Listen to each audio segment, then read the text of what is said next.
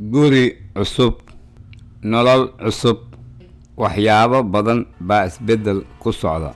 Aragtiyo, dhawaaqyo, caraf cusub, cunto qariib kugu ah, xeerar ad adag ee dhanka nolosha. Haddana waxaa jira hal shay oo weli sidiisa ah: jacaylka aad reerkaaga u qabto.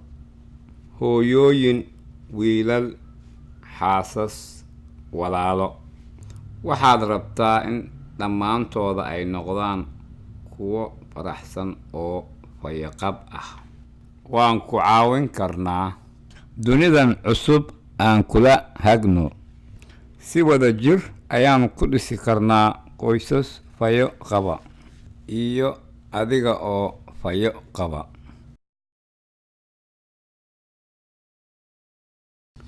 Dhalmada la dhalayo dhalaan qaali ah ayaa ah mid ka mid a khibradaha ugu mucjisada badan ee haweenku ay la kulmaan.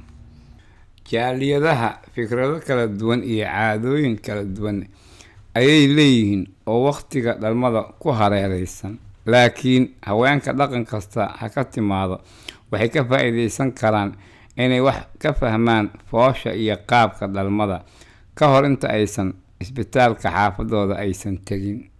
Isbitaal kasta midba midka kale wax yar ayay ku kala duwan yihiin, laakiin haweeneyda dhalaysa inta ay isbitaalka ku sugan tahay waxay filan kartaa inay marto tallaabadan badan oo isku mid ah isbitaal kasta ha joogto.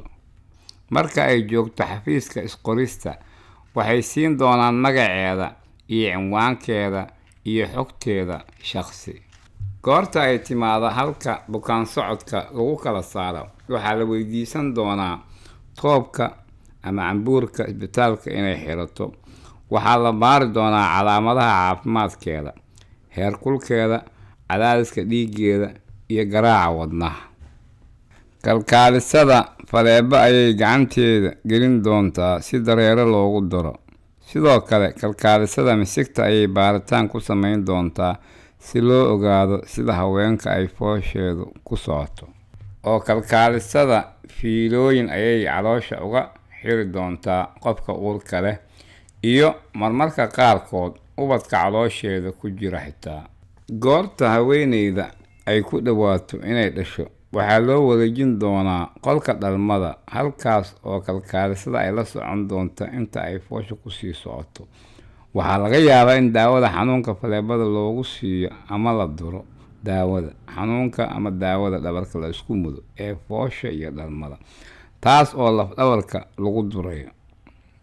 Goorta ay dhowdahay inay dhasho, haweeneyda waxaa la weydiisan doonaa inay dhabar u seexato oo lugaha kor u qaado oo sariirta korkeeda. Dhakhtarka ayaa soo geli doona oo canuga qaban doona oo canuga iyo hooyadaba baari doona. Hooyadu markiiba way weydiisan kartaa in ay dhallaankeeda ay qabato si markaa jirkeeda ay u saarto oo naasnuujin ay ku bilowdo. Kalkaalisada ayaa markaa kadib dhallaanka baari doonta oo u qaadi doonta barta loogu nadiifiyo oo loogu labiso. Inta dhallaanka laga daryeelayo, hooyadu waxaa loo wareejin doonaa qolka dib u kabashada. Halka ayay ku nasanaysaa oo ay dhallaankeeda cusub waqti kula qaadanaysaa.